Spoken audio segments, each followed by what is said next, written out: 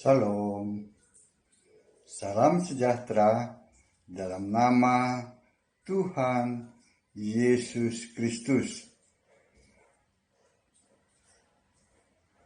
Tetap bersama saya, Pendeta Binsar Sianipar, BBS, dari Gereja Alkitab Allah Esa. Bapak Ibu sekalian yang berbahagia, karena nama Bapak Ibu tercatat di dalam kitab kehidupan. Kini kita akan membahas masalah 5 hal. 5 hal yang ditakuti oleh para pendeta dan romo penyembah Allah segitiga dan Allah bunder, serta para mukalaf. Ya. Mereka takut ya tentang 5 hal ini. Kenapa? Karena ini menjungkir balikan keimanan mereka. Apa itu? Yang pertama, hal yang pertama yang mereka takuti adalah pemahaman Allah itu esa, satu roh. Itu yang pertama. Yang kedua, Allah harus punya nama, yaitu Yesus. Yang ketiga, Allah harus Alfa dan Omega, yang awal dan yang akhir. Yang keempat, Allah harus hakim adil hari kiamat. Nah, yang kelima, Allah harus juru selamat. Itu yang mereka takuti 5 hal. Para penyembah Allah segitiga, Allah bunder, dan juga mukalaf. Sebab ini akan menjungkir balikan keimanan mereka. Yang pertama saya jelaskan. Allah itu esa, satu roh.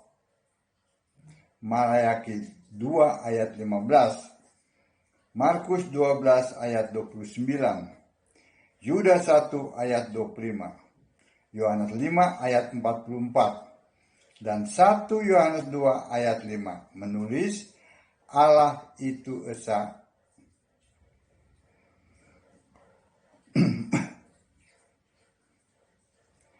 Para pendeta penyembah Allah segitiga dan juga Allah bunder serta mukalaf jungkir balik keimanannya.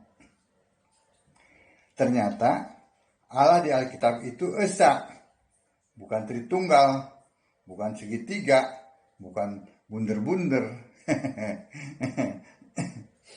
Ya kan, yang dari sana tuh ortodok tuh bunder besar, lalu ada bunder 2 di dalam bunder yang besar, kan begitu.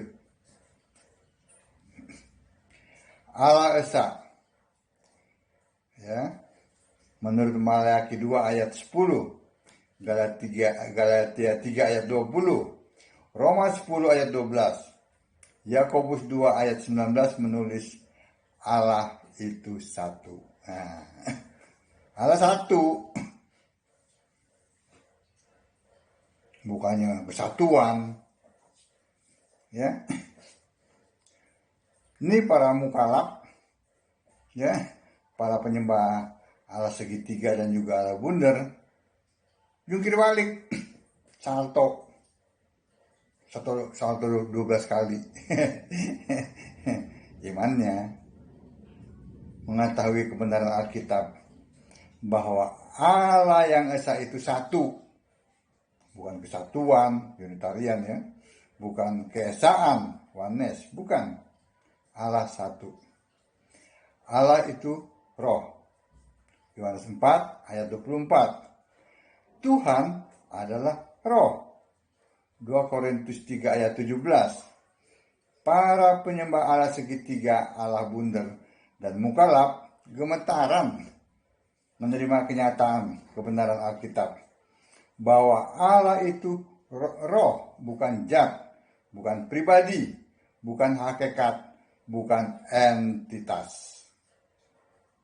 Tuh penjelasannya. Allah itu esa. Yang kedua, Allah harus punya nama, yaitu Yesus. Nah, ini lebih menyukir balikan lagi keimanan mereka. Yudas 1 ayat 25. Allah yang esa punya nama, Yesus Kristus. Tuhan punya nama, Yesus Kristus. Juru selamat punya nama, Yesus Kristus. Yudas 1 ayat 25. Para mukalaf serta penyembah Allah segitiga dan Allah bundar loyo, sebab Allah mereka tidak punya nama. Bapa bukan nama, segitiga bukan nama, bundar bukan nama, Tritunggal Maha Suci, Maha Tinggi bukan nama. Jadi jelas ya, Allah mereka tidak punya nama. Allah di Alkitab, Allahnya Kristen punya nama, Yesus Kristus. Tadi ya, Yudas 1 ayat 25.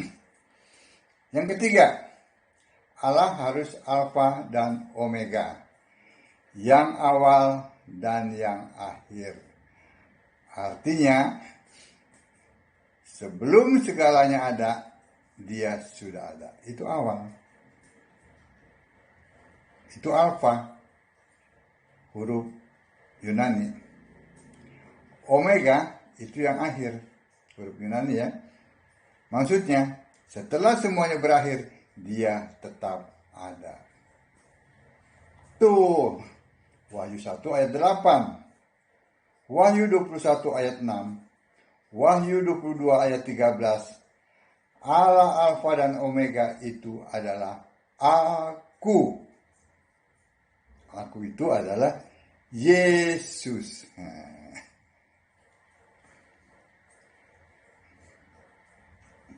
Jadi Alfa artinya yang awal. Sebelum segala sesuatu ada, Yesus sudah ada sebagai Allah. Ya, Kolose 1 ayat 17. Omega artinya yang akhir, tetap disembah di sorga. Wahyu 11 ayat 15 dan 17. Wahyu 22 ayat 4 dan 5. Tuh, kalau Kristen begitu menjelaskannya dengan ayat-ayat. Bukannya rekayasa, tafsir, sejarah. Hayalan-hayalan. Enggak gitu. Pakai ayat-ayat Alkitab. Itu Kristen. Semua mukalaf, ya, para penyembah Allah segitiga dan Allah bundar, itu, wah, kalau saya ngomong udah nggak enak deh.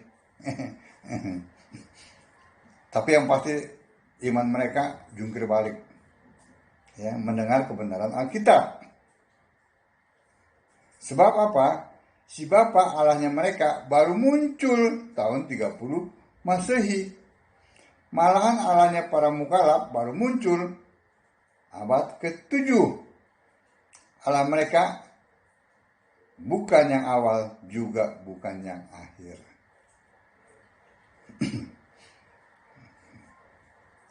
Boro-boro Allahnya mereka disembah di sorga. Sebab kenyataannya di sorga sama sekali Allah mereka itu tidak ada. Satu-satunya Tuhan Allah di sorga adalah Yesus. Wahyu 4 ayat 2, ayat 8 dan 11. Yang ketiga ya. Nah, yang keempat, Allah harus hakim adil hari kiamat. Wahyu 20 ayat 11 sampai 15. Yang menentukan kapan hari kiamat adalah Yesus, anak domba itu.